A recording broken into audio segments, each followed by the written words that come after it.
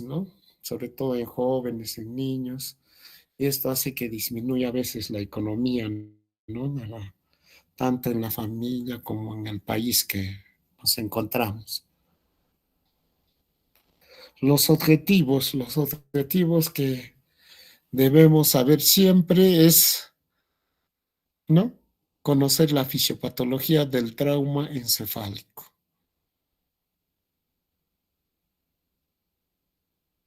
Reconocer,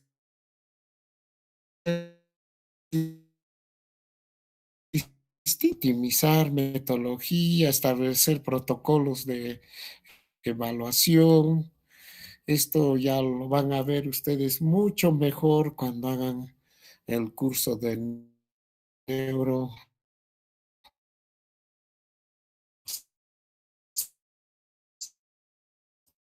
los protocolos, ¿no? Con este tipo de trauma.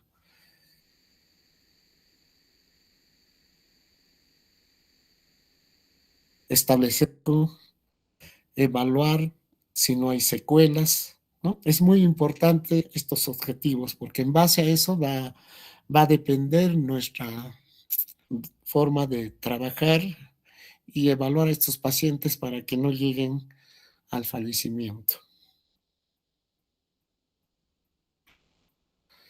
Un poco de estadística, ¿no? A nivel mundial, vemos que este trauma representa la primera causa de muerte y minusvalía en jóvenes y niños a nivel mundial, ¿eh? Un 10%. Permanecen con secuelas, ¿no?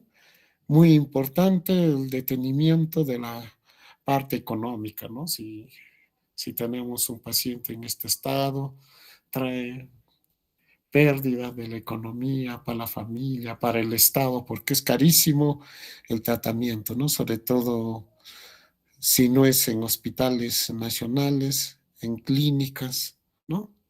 Por población joven. Entonces, es una patología muy frecuente y muy peligrosa y que lleva pues, a pérdida de la economía, ¿no?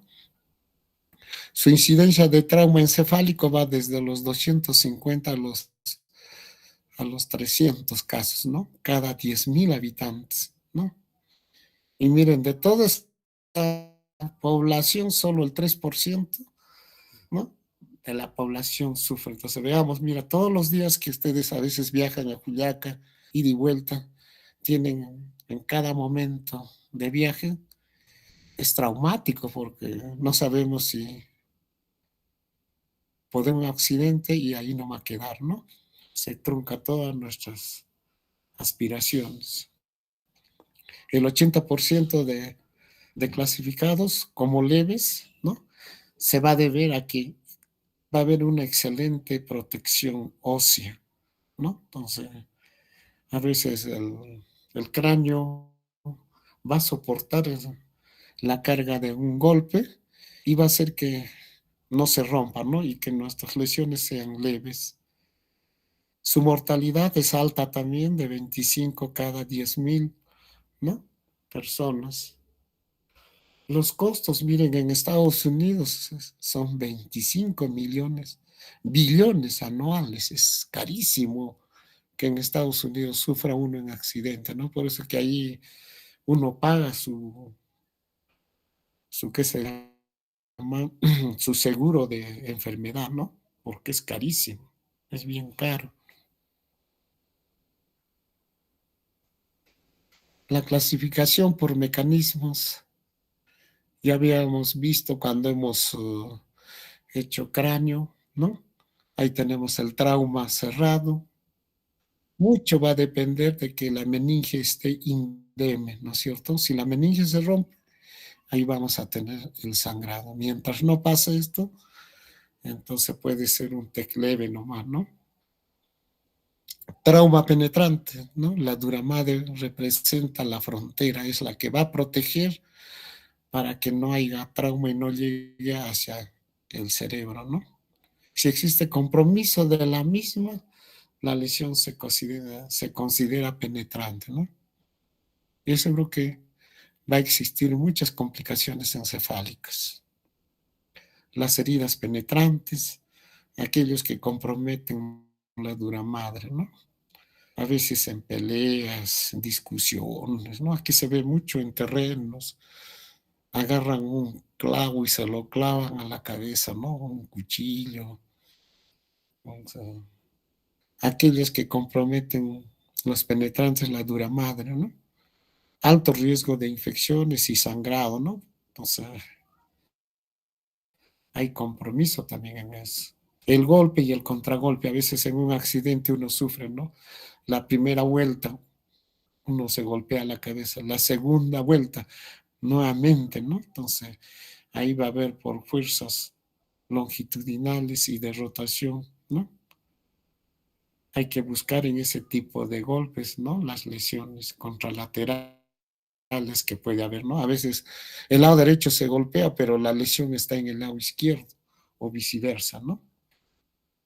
Y la lesión del latigazo, esto generalmente se ve más frecuente en maltrato al niño, ¿no? A veces las niñeras que cuidan a los niños lloran mucho, ¿qué hacen? Los mueven, no, ya, cállate, cállate. Entonces están provocando, el cerebrito se mueve, como es delicado de los niños, puede romper vasitos y provocar, ¿no?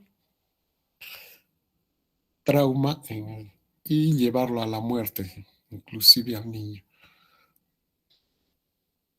Clasificación por gravedad, vamos a tener leve un 80%, la gran mayoría sobrevive, moderado un 10% y severo un 10%. Se utiliza la escala de Glasgow, esto ustedes ya lo deben conocer, como medida inicial, clínica u objetiva, ¿no? La escala de ingreso va a ser igual o menor a 8. Cuando ustedes tengan esto, tienen que inmediatamente tener presente que están ante un paciente grave, ¿no? Indica o lesión cerebral grave. Entonces, hacen el Glasgow y rapidito va a tener también protocolos para poder ser llevado rápidamente a tomografía, ¿no? Indicaciones de un ataque en TEC leve. En TEC leve siempre el gas va a estar entre 13 y 14 a las 2 horas, ¿no? Sospecha de fractura craneal, siempre debemos sospechar y hemos visto el tipo de fracturas, ya lo conocen ustedes, van a ver cuál de ellas es la más grave. Vamos a tener fractura abierta, fractura con hundimiento, fractura de base de cráneo. Va a haber crisis convulsiva por el mismo tecno, postraumática. Vamos a encontrar déficit neurológico. Lo que más nos debe llamar la atención es esto, ¿no? Y a veces no lo tomamos en cuenta, ¿no? Los vómitos. Dos vómitos o más episodios, ya no es un TEC leve, ¿no es cierto? Ya, o basta que nos digan, ha vomitado, hay que sospechar en algo más. Ya no es leve, ya no es un TEC leve, sino moderado. Evidencia de traumatismo por encima de la clavícula, a veces puede haber fracturas de columna que pueden estar comprometiendo la médula también, ¿no es cierto? Entonces, tener cuidado.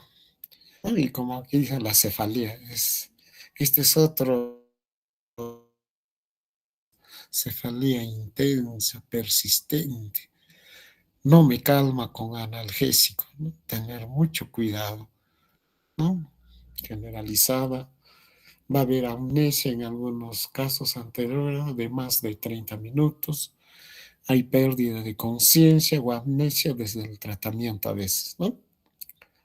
Pacientes mayores a 65 años son los que más van a sufrir. ¿Por qué? Porque ya tienen tendencia a la hipertensión, ¿no? Y vamos a tener hemorragias muy severas, ¿no? En este tipo de pacientes, sin tener uh, un trauma cráneoencéfalo.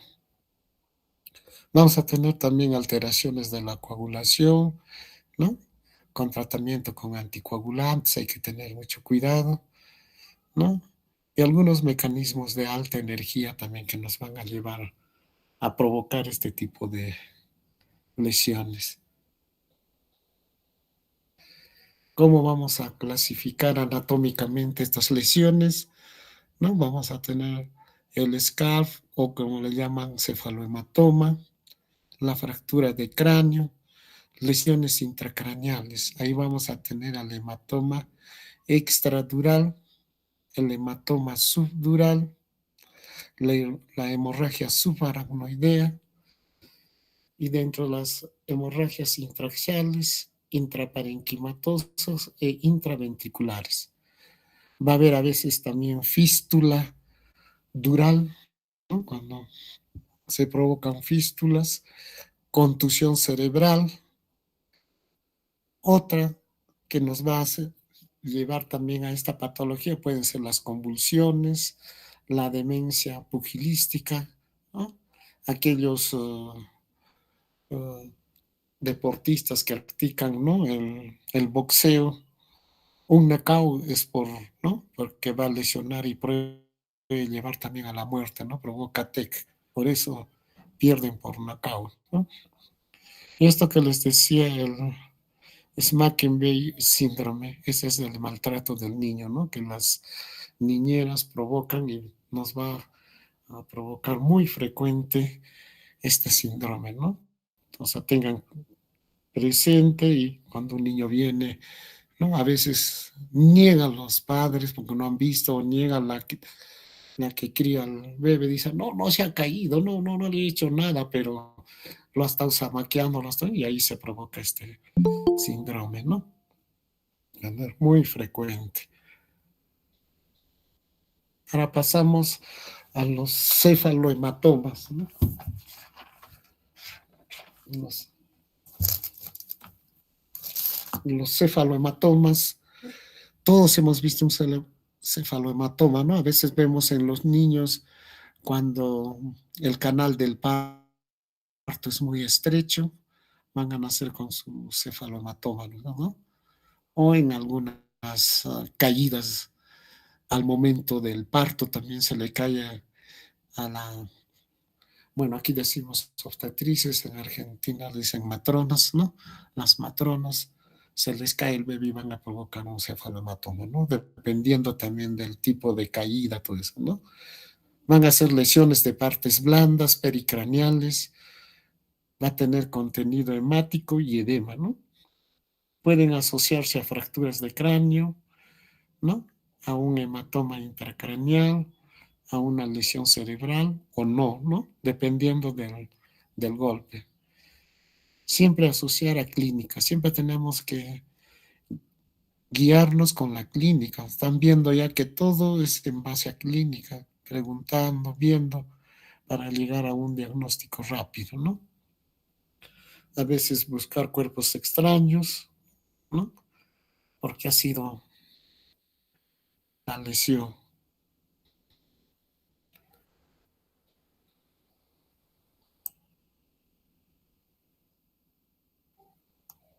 Aquí ustedes tienen mm, una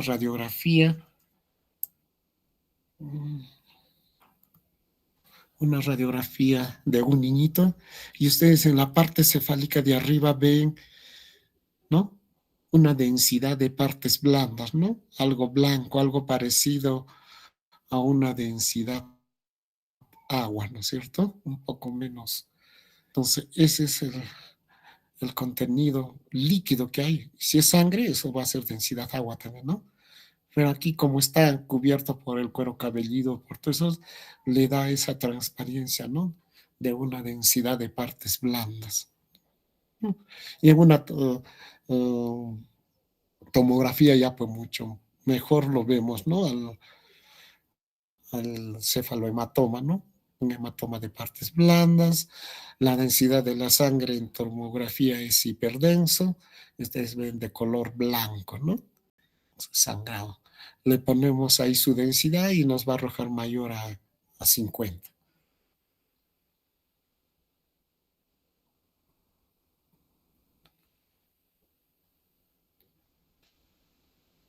fracturas de cráneo, ya lo hemos estudiado, ¿no? Las 5 fracturas que lo hemos visto. Aquí hay que tener cuidado, como dice, ojo, no son los signos clínicos de fractura de base de cráneo, hemos visto, nos provoca el- lo que hemos dicho, el signo de mapache, ¿no? ¿No es cierto? Signo de mapache, ¿no? Pueden asociarse a trombosis, ¿no? Una fractura de cráneo lineal aumenta la posibilidad de un hematoma intracraneal en 400 veces.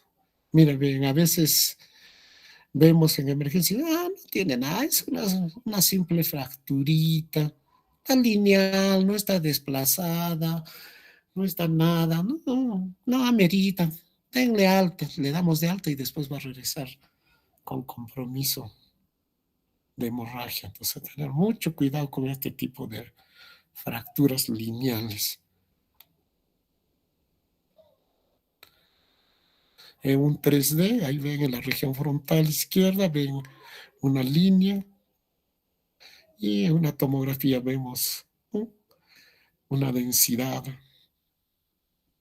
de sangrado hiperdenso y burbujas de aire, ¿no? Porque se ha roto el hueso y por ahí está ingresando aire al cerebrito, ¿no? Y ya toma su nombre de neumoencéfalo, ¿no? Cuando hay aire dentro de la cavidad, hay que sospechar en fractura, buscar dónde está la fractura, por qué hay aire. Normalmente no debe haber, pero si hay, es porque ha habido una fractura, generalmente de base de cráneo, ¿no? Por la zona parietal, temporal, ahí es donde mayormente se provocan las fracturas. Ahora sí pasamos al hematoma extradural o epidural, ¿no? Entonces, ustedes ven ahí en la imagen el sangrado, miren, han hecho una craneotomía y están sacando coágulos de sangre, ¿no? Entonces, ¿dónde se produce? Entre la dura madre y la tabla interna, ¿no? Ahí lo tienen el esquemita, miren, tenemos el cuero cabelludo, el periósteo y el hueso, ¿no es cierto? Por encima del huesito está esa que hemos estudiado bastante, este periósteo, ¿no? Que trae inflamaciones, apego a muchas lesiones neoplásicas, todo, ¿no? En el hueso. Y miren, después de eso está la dura madre. Entonces la lesión va a estar entre el hueso y la dura madre, en ese espacio, ¿no? Y después de la dura madre viene la aracnoides. La pía madre es una membranita muy finita que está cubriendo al cerebro, ¿no? Y pasando esa lámina tenemos el cerebro propiamente dicho. En todos estos espacios es donde vamos a encontrar hemorragia, ¿no? Entonces regresamos a nuestro hematoma extradural o epidural, ¿no? 1 a 3% de todos los traumas son craneales. De 15 a 20 nos van a llevar a la mortalidad. 90% habitualmente es arterial, ¿no? ¿Y qué arterias? Son arterias muy pequeñitas, la arteria meningia media y la arteria meningia anterior, ¿no? ¿No? En un 80%. Media se dividen, ¿no? También se afecta la arteria etmoidal superior en un 20, en, más o menos en 25 a 75 centímetros cúbicos, ¿no? Es una arteria pequeñita, pero va a sangrar, miren, 25 a 70, y eso es harto para este tipo de hematoma, ¿no? Va a alcanzar su pico entre las 6 a las 8 horas. Tiene un corto periodo de lucidez. ¿Qué significa? Que el paciente todavía está lúcido. Miren, tiene 8 horas tenemos para poder nosotros diagnosticar este hematoma, ¿no? porque todavía el paciente está lúcido. Posterior a eso, el paciente va a entrar, ¿no? Va a empezar a enclavarse, a perder ya la lucidez, ¿no? ¿Qué hace esta hemorragia? Diseca la dura, ¿no? Generando intensa cefalea. Por eso es el dolor de cabeza, ¿no? Estos pacientes vienen por un dolor intenso de cabeza. Entonces, va a haber gran aumento de presión con compresión encefálica, claro. Al haber aumento, hay edema, y este edema, si no podemos solucionar, va a llevar a enclavar al bulbo, ¿no? Y el paciente muere por un enclavamiento, ¿no? Hace su paro cardiorrespiratorio, ¿no? Porque ahí está, en el bulbo está estas actividades de la respiración, entonces nos lleva a la muerte. Entonces hay tiempo en este tipo de patologías, ustedes ya lo han visto, lo van a volver a ver en su curso de neurocirugía. Ya bajamos para ver, ¿no? Seguimos. Entonces, ¿qué es? Es una colección hemorrágica, ¿no? Localizada entre el cráneo y la dura madre, en forma biconvexa. Eso es lo que tenemos que ver. La forma biconvexa o lenticular puede cruzar las inserciones de la dura madre, pero no las suturas, ¿no? No va a poder avanzar más. Solo ahí se queda en la dura madre, salvo que haya una ruptura de la dura madre, ¿no? 85 a 90% están asociadas a fracturas que laceran la arteria meningia media o un seno venoso de la dura madre, ¿no? 90% son unilaterales y supratentoriales. Van a provocar, estas hemorragias provocan efecto de masa. ¿Qué significa efecto de masa? Que van a desplazar las estructuras vecinas, sobre todo a los ventrículos y a la línea media, ¿no? Y eso se conoce como herniaciones cerebrales, ¿no? Herniación del ventrículo lateral derecho, anterior o posterior, o de los núcleos basales, ¿no? Arismo, que es más común, no sé, comúnmente vamos a ver siempre la forma biconvexa, hasta las suturas, ¿no? De la dura madre a donde llega, ¿no? Porque esta está fuertemente adherida ahí a la sutura, entonces, pero este hematoma se mete cuando diseca mucho, se mete y entra ahí, pero no va a perder su forma de biconvexa. Se expande hacia tejido cerebral. El tratamiento siempre es quirúrgico, ¿no? Con craniotomía. Mejor evaluación en pacientes en periodo de lucidez, ¿no? No lleguemos a que este paciente se enclave. Tenemos que hacer su Glasgow, la cefalea, los vómitos, y si por ahí sospechamos una fractura, le pedimos una placa y ya vemos fractura lineal, vemos que inmediatamente debe pasar a tomografía. Fallecidos por hematoma, ¿no? Vamos a tener bastante hematoma epidural. Todos van a ser por mala evaluación del periodo lúcido y sin TAC, ¿eh? Entonces tenemos que utilizar nuestra clínica, algunos exámenes. La radiografía es la más rápida que puede haber. Por eso es que no pierde, hasta ahora no pierde, ¿no?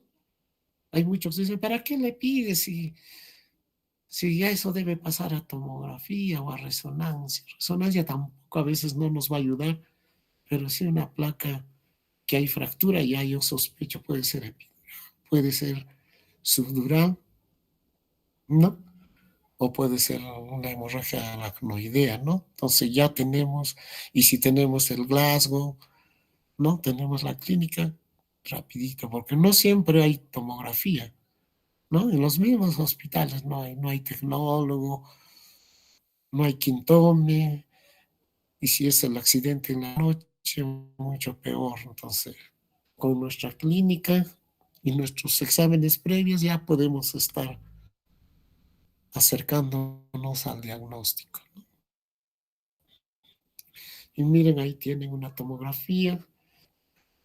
En el lado derecho ven cómo es la forma biconvexa. Siempre van a encontrar esto. No, no lo puedo activar. A ver, vamos a intentar. De repente se me borra. Se borra. No, entonces, miren, y si ustedes ven en la primera imagen, ahí ven a los ventrículos laterales anteriores, ¿no? Ven que el derecho está un poquito adelgazado y el izquierdo está un poquito más gordito en comparación al derecho. Eso es lo que está provocando este hematoma, un efecto de masa. Está llevando a una compresión, ¿no? La línea media todavía está un poco conservada. Hay una discreta desviación, pero todavía. En el otro caso, miren, ya hay como una burbuja de aire, ya el desplazamiento de la línea media es mucho mayor, ya veo a los ventrículos muy pequeñitos, ¿no? Se está provocando un efecto de masa y esto puede llevar a un enclavamiento del bulbo, ¿no? Entonces, miren, cuando vean estas imágenes, no lo duden, esta es una hemorragia epidural, mientras no se demuestre lo contrario. ¿Y cómo lo voy a confirmar? Con la ventana ósea voy a ver fractura. No hay hematoma epidural si no va acompañado de fractura. No es, pues será un subdural, pero no va a ser. Que a veces los subdurales, cuando recién están iniciando, toman la forma de un epidural.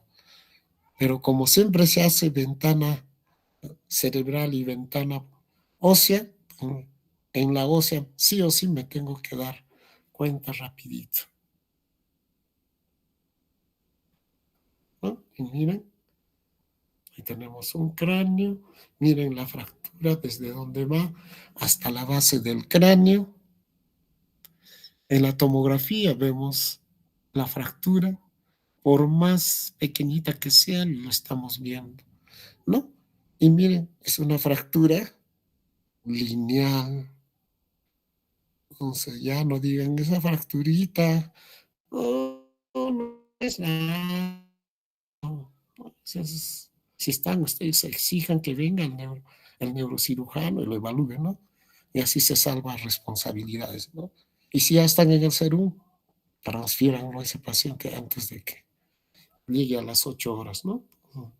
Transferirlo rapidito, si no hay las condiciones. ¿No? Miren, sí o sí tiene que haber fractura, si no, no es un hematoma epidural. Ahí tenemos en anatomía, miren,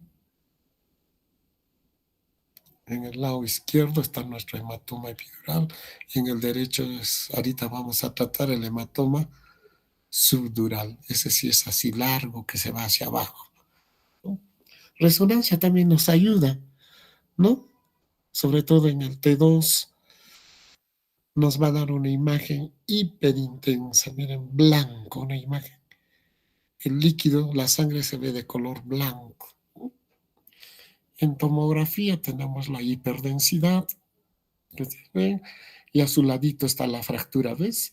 Siempre pidan ventana cerebral y ventana ósea, va de la mano, no puede ir solito, salvo que estemos sospechando en otras cosas, pero si es traumatismo, tiene que estar las dos ventanas para poder nosotros ver si efectivamente de qué tipo de hematoma se trata, ¿no? Son imágenes que ustedes lo han visto, se los acabo. Este también lo han visto ustedes con la tecnóloga, miren, un hematoma en el lado derecho que va desde la región frontal, temporal, parietal, derecha, que está provocando un efecto de masa, miren, la línea media se está desviando hacia la izquierda, se está yendo, ¿no? Inclusive en el lado derecho hay contusión también de partes blandas, ¿no? Y en la de la izquierda vemos un hematoma también epidural a nivel de la región occipital, ¿no? Y esta placa me lo trajo a mí, yo le digo, le falta. No, es que doctor le han pedido solo. No, le digo, sácame la vena ósea. Y dice, no, es un hematoma subdural, doctor. Pero ¿cómo me aseguro que es un hematoma subdural y no un epidural? Le dije, cuando me tenía usted razón, doctor, hay fractura. Y no fractura del hueso occipital. Se van acompañados, no pueden estar solitarios. Ambos son solidarios, la fractura y la hemorragia. Ahora sí pasamos al otro hematoma subdural. Se localiza entre la dura madre y la aracnoides. Vamos a regresar. Ahí está. Entonces, subdural entre la dura madre y la aracnoides. Miren, se ubican en el plano, ¿no es cierto? Del cerebrito. Se están ubicando. Después del hueso viene la dura y después de la dura viene la aracnoide y hay un espacio virtual ahí, ¿no es cierto? Hay la pleura que está cubriendo a los arcos, a los arcos costales, ¿no?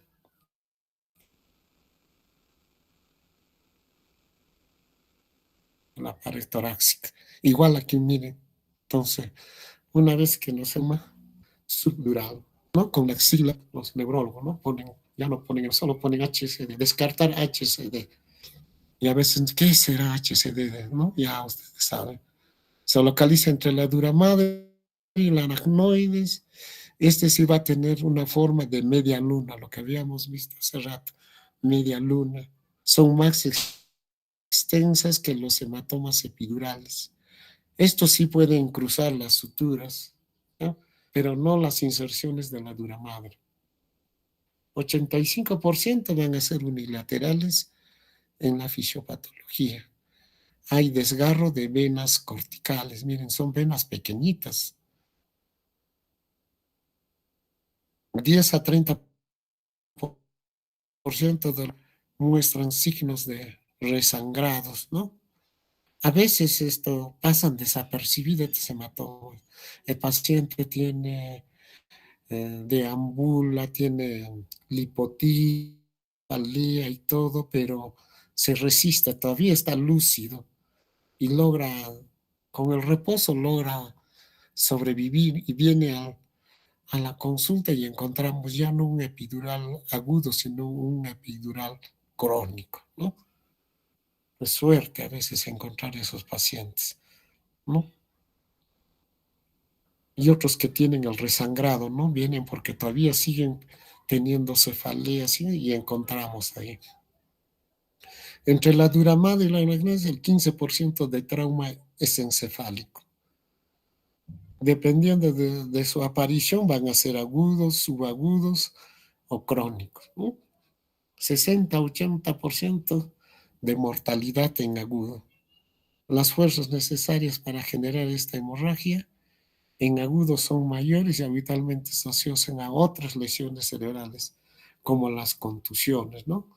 No solo va a haber, sino que ya va a haber hemorragia intracerebral. Entonces, ya nuestro paciente se complica más. 90% van a ser habitualmente de tipo venoso, un 10% arteriolas piales. Miren, estas son arterias muy pequeñitas que a veces ni se ve, ni por tomografía lo vemos, ¿no? Piales corticales son las que más sufren y las que más van a hacer sangrar. Los síntomas pueden durar hasta 2 semanas largo periodo lúcido. ¿Ve? Por eso les digo, estos pacientes todavía tienen un largo periodo, se les puede diagnosticar todavía, no se puede dejar pasar como el EPI sí es más agudo. En estos pacientes todavía el paciente está lúcido. ¿Y por qué? Porque estas arterias son tan pequeñitas y hacen sangrado en mapa, o sea, de gotita a gotita están goteando.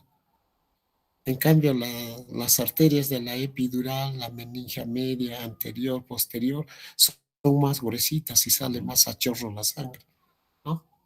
Esa es la diferencia, ¿no? Comúnmente forma creciente, pasa suturas, se expande por la convexidad también del cráneo. Los agudos pueden comenzar biconvexos, eso es lo que les decía, ¿no? Nos pueden hacer simular, pero sobrepasan su turno fuente, ¿no? Sobre todo en infantes, en ancianos, por mayor espacio subdural, ¿no? Entonces, miren,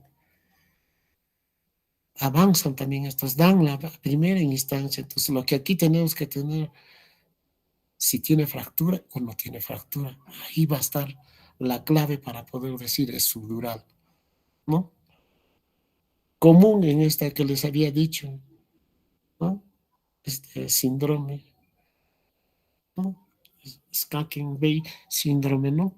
Es muy frecuente. Nosotros aquí en Puno hemos tenido del orfelinato, de ahí hemos tenido un niño que vino así. Negaban haberle golpeado, haberle esto y fue esto. Cuando se hizo su tomografía se encontró esta hemorragia. Al final, la que cuida dijo, sí, solo lo hice maquiado, ¿no? Los mueven. Y el niño, su cabecita como látigo, se va uno a otro lado porque no puede contener. La masa encefálica choca y puede provocar ruptura de una de estas arterias piales y nos da el hematoma. Se expande lentamente hacia tejido cerebral. Por eso que duran más, miren, ¿no? No son muy catastróficas porque son arterias pequeñas. Entonces, es un sangrado que todavía nos va a permitir poder llegar al diagnóstico. Y ahí lo tienen en un esquema anatómico, en el lado izquierdo, que digo en el derecho y en el izquierdo, miren el hematoma. ¿Ves? Va por la convexidad, media luna, se va hacia abajo, son más amplias que el hematoma epidural, ¿no? En tanto derecho como izquierdo.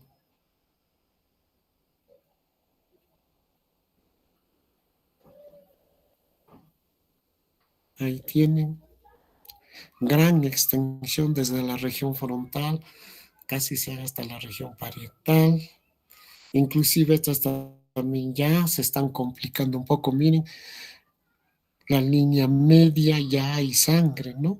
Normalmente esta línea media es hiperdensa, pero cuando un poquito más blanco se pone, nosotros ponemos, yo al menos pongo realce del seno venoso. No deben verse, pero si lo estoy viendo, ya le estoy hablando al cirujano, le estoy poniéndole en alerta que ese vasito se está hinchando. Lo mismo los vasos del polígono de Willis. No se ven si no están contrastados. Pareciera que estuvieran contrastados y se notan. Entonces, eso es un signo de que ya ese paciente está haciendo una hipertensión, ¿no? Y probablemente en cualquier momento va a sangrar, ¿no? ¿Y qué va a sangrar? Va a ser una hemorragia sub, una hemorragia aracnoidea, ¿no? Entonces, miren, a veces vienen combinaditos, ¿no? Dependiendo también del trauma. En el otro lado también vemos un intenso, ¿no? Hemorragia subdural.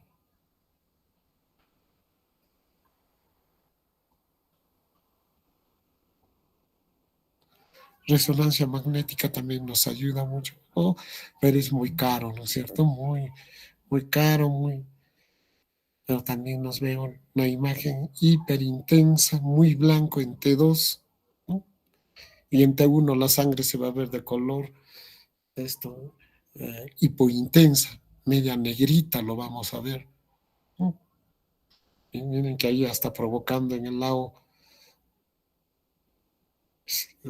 derecho, está provocándonos un efecto de masa, está desplazando, miren, al ventrículo lo está comprimiendo al asta posterior del ventrículo lateral derecho, ¿no? En cambio, en las del otro lado todavía está conservado, no hay desviación de la línea media. Eso dependiendo también de la cantidad de sangre que esté avanzando, comprometiendo y avanzando el hematoma. Aquí tenemos varias formas de hematomas crónicos, a veces encontramos así, miren, ya de un colorcito, digamos, hipodenso, pero ahí adentro hay unas áreas hiperdensas. Entonces, estas son crónicas que están en proceso de resolución o que algunas están reactivándose. Hay áreas de sangrado, ¿no? Dependiendo de la hipertensión arterial que pueda tener este paciente, ¿no? Casi no provocan mucho efecto de masa, salvo que sean voluminosas, el sangrado sea mucho, ¿no?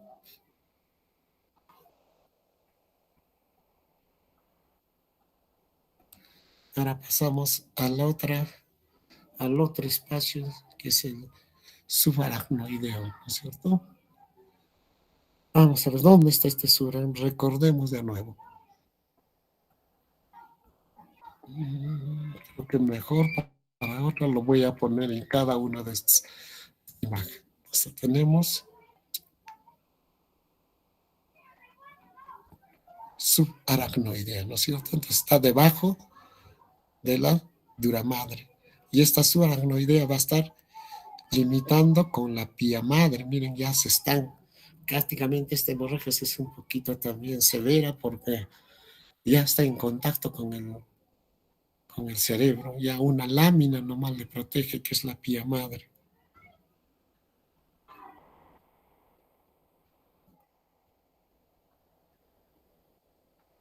¿No? Es entre la pía madre y la aracnoides. Los aneurismas, aquí hay bastante arteria. El 70% de malformaciones arteriovenosas, el 70% es de aneurisma y malformaciones el 10%. Esta es la causa. Aquí ya no hay golpe, ya no hay contragolpe. El paciente está tranquilo y de repente sufre un síncope y empieza a sangrar, ¿no? Lesión a vasos leptomeninges frecuente, ¿no? Lesión por vasos mayores también, muy frecuente asociado a veces a contusión, a golpes, ¿no? A veces el paciente se desmaya y cae al suelo y ahí también se provoca contusión cerebral, ¿no? Lo más común también es el vasoespasmo, este es frecuente, de 2 a 41%. Esto es lo que le pasó a mi amigo, este tuvo vasoespasmo. El doctor Lizardo Núñez tuvo eso. Él, de salir de su guardia, se fue a su consultorio, atendió pacientes, se fue y a su casa y dijo, estoy cansado, no sé, tengo un dolor de cabeza, él también, dolor de cabeza, quiero descansar, dijo, y a poco rato, cuando su esposa le dijo, vamos, te servirás algo, ya había perdido la conciencia, ¿no? Le tomaron una tomografía, era un intenso sangrado que no se sabía dónde estaba, no lo podían ni operar porque a dónde iban a entrar a operar. Entonces son hemorragias que ya les llaman los neurocirujanos, uh, Fisher 1, Fisher 2, Fisher 3, Fisher 4, creo que es, ¿no? Ellos ya tienen su clasificación, ¿no? Clínica. Entonces, la atajo un 60-90% da sensibilidad, ¿no? Depende de la cantidad. Más sensible entre el cuarto o quinto día, ¿no? Hiperintenso en agudo puede ser muy sutil con 2 o 3 cisuras solamente, ¿no? Entonces, Es una hemorragia también muy severa, muy peligrosa.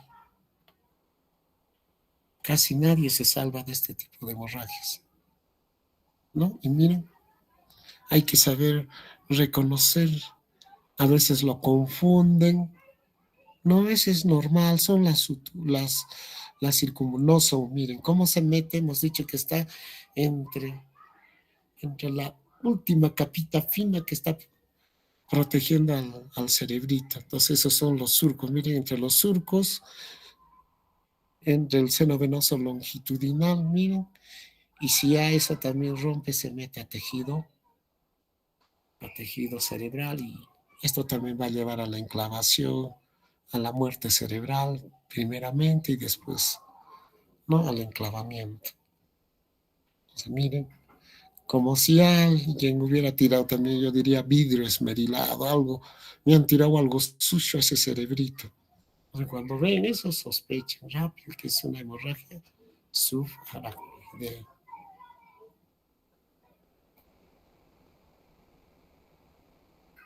¿No? Y esto es por vasos, por todos, un aneurisma, ¿no? Una malformación arteriovenosa nos va a dar. ¿Sí? Imágenes patognomónicas para que ustedes no se olviden y no se hagan maltratar con los neurocirujanos. ¿No? Así de poquito se puede ver. O sea, ya la línea media, mira cómo está, se está realzando y eso no es normal. ¿No? La sangre no se manifiesta, es porque ya hay, ¿no? Un compromiso. Igual solamente vemos, mira, por intermedio de las circunvoluciones, veo sangrado. Siempre ahí yo les digo a los tecnólogos, pónganme la densidad, me tienen que poner sí o sí densidad. Y esto también arroja mayor de 50. Si es 48, 49, ese es vaso sanguíneo normal. Entonces no tengo, pero hay que tomar en varios sitios, ¿no?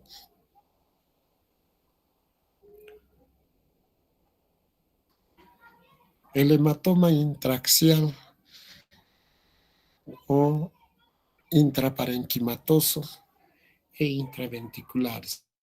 Entonces, ahora entramos a los que ya son netamente de tejido cerebral y de los ventrículos, ¿no? Va a haber hemorragia también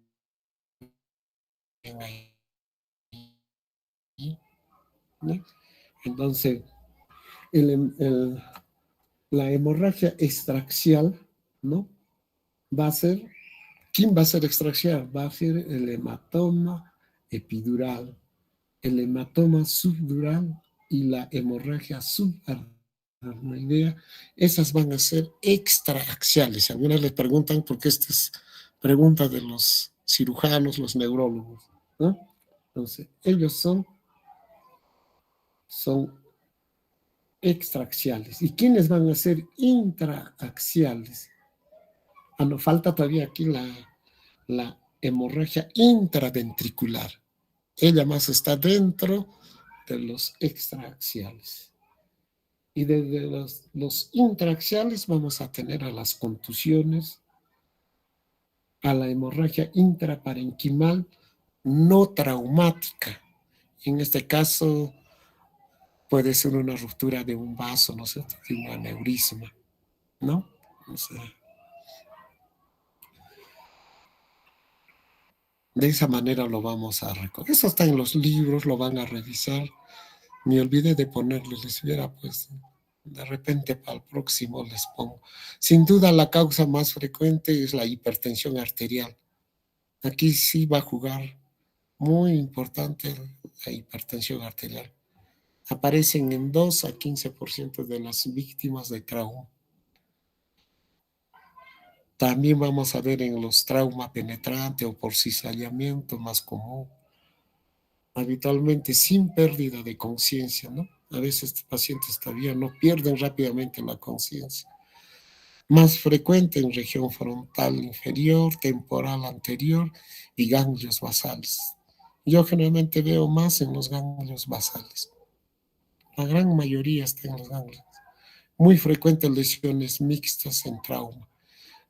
Ya habíamos visto algunas lesiones mixtas, ¿no? Va a tener hemorragia epidural, va a tener hemorragia intracerebral y va a tener hemorragia intraventricular. Entonces, son mixtas, dependiendo ya del cuadro clínico. La hemorragia intraparenquimatosa es hemorragia intraaxial, ¿no? Mira, hiperdensidad rodeada por edema es una hiperdensidad que está rodeada por edema. Este es un clip para que ustedes reconozcan, porque si yo veo así, yo puedo sospechar rápidamente, me viene un tumor.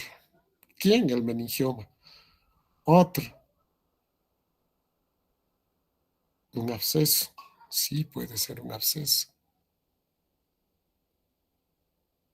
Un glioblastoma, tumores.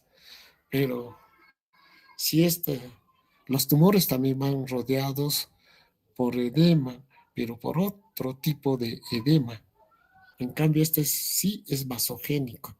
Entonces tienen un edema casi circundante, casi tienen llevan la forma de la lesión. ¿Eh? Entonces, miren, produce efecto de masa, va a desplazar la línea media. Si ustedes ven, miren la línea media, cómo se está desplazando hacia la izquierda. ¿No? Considerando que mi mano está en el lado izquierdo, es mi derecha, ¿no es cierto? Lo que les había dicho. Mi izquierda viene a ser, en este caso, mi derecha, y mi derecha viene a ser la izquierda, ¿no? Entonces, repasando, hiperdensidad rodeada por edema, produce efecto de masa, comprime el ventrículo lateral derecho, miren ahí lo está comprimiendo. Al final queda hipodenso. ¿Por qué? Porque ya se produce liquefacción de la sangre se vuelve líquida, el coágulo se va a diluir y al final nos va a quedar como una encefalomalacia, ¿no? Una lesión ahí, ¿no? Cráneo queda cavidad líquida, ¿ves? Provocada por retracción y dilatación se da en la base de los ganglios, ¿no? Dependiendo, miren. Entonces, un hematoma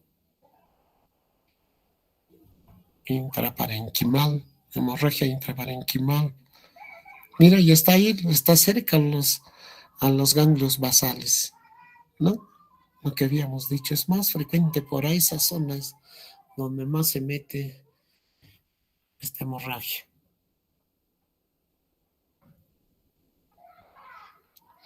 La hemorragia ventricular es extraxial porque está fuera del cerebrito, miren, ¿no? A veces en niños nos piden, ¿no? Cuando nace prematuro, descartar hemorragia ventricular, ¿no? Entonces tenemos que tener mucho cuidado al momento de hacer la ecografía, ¿no? Pero miren, tremenda hemorragia intraventriculares, ¿no? Dentro del ventrículo. Otras hemorragias intraventriculares, miren, con compromiso de una hemorragia intraparenquimal. Ya hablamos aquí de mixtas. Inclusive, miren, hay hemorragia subaracnoidea. Si ustedes ven, miren cómo hago poner yo los que se llaman el cursor. Le digo, pónganme en un 45, en el otro 47, ¿no? ¿Será vaso? No, ese es sangrado, sino que este sangrado ya es tardío. Cuando es tardío también ya no capta lo que es, pero por encima de 47 estamos cerca de 50, ese sangre. No puede ser otra cosa, ¿no? Hago poner yo los cursores para que puedan ver, miren, una, una hemorragia mixta, tiene todo, tiene contusión intraparenquimal, tiene hemorragia ventricular y tiene hemorragia subaracnoidea. Bien complicadito.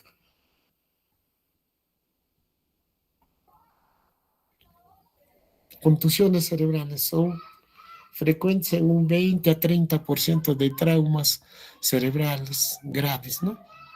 Más frecuente en lóbulos frontales y temporales. Ahí lo vamos a encontrar siempre frecuentes. Ahí no hay otro sitio más donde no estén.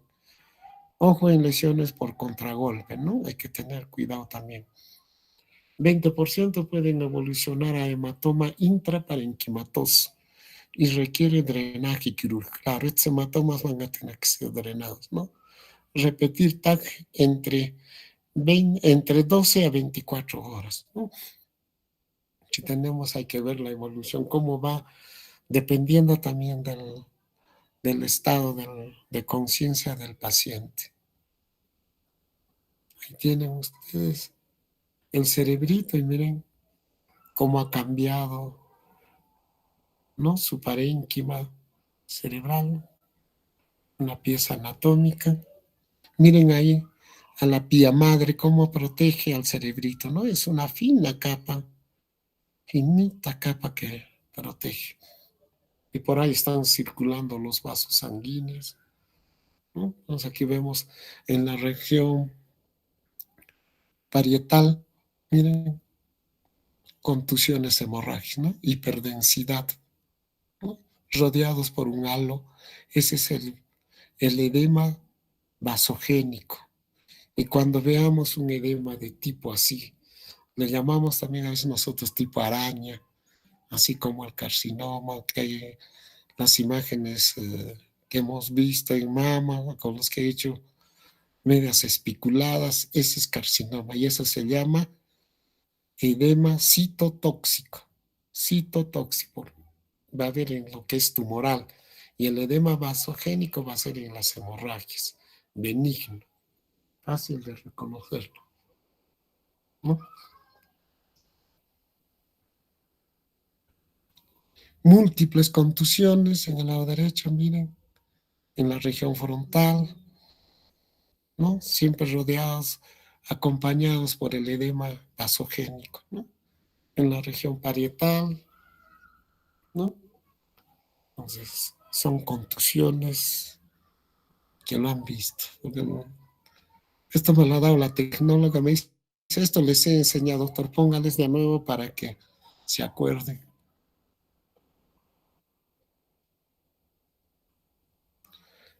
Otra contusión, ahí miren, 50.84, 57.94.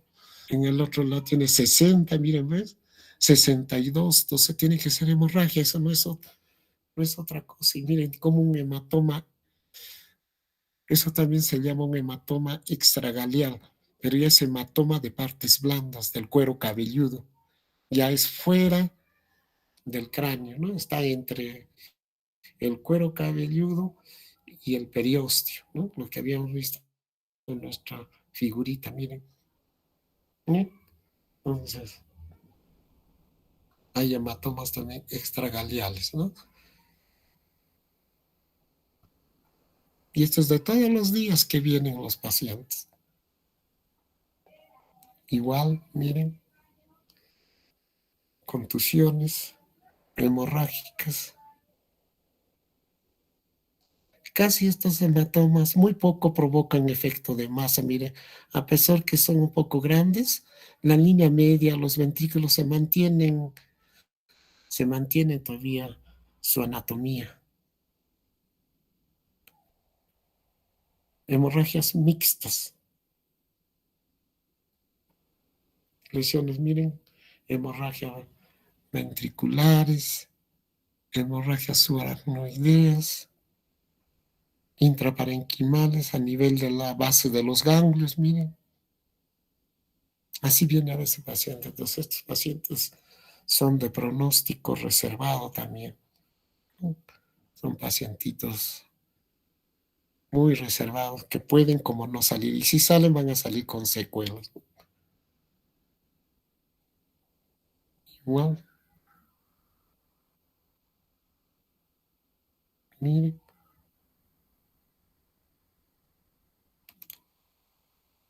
intraventriculares.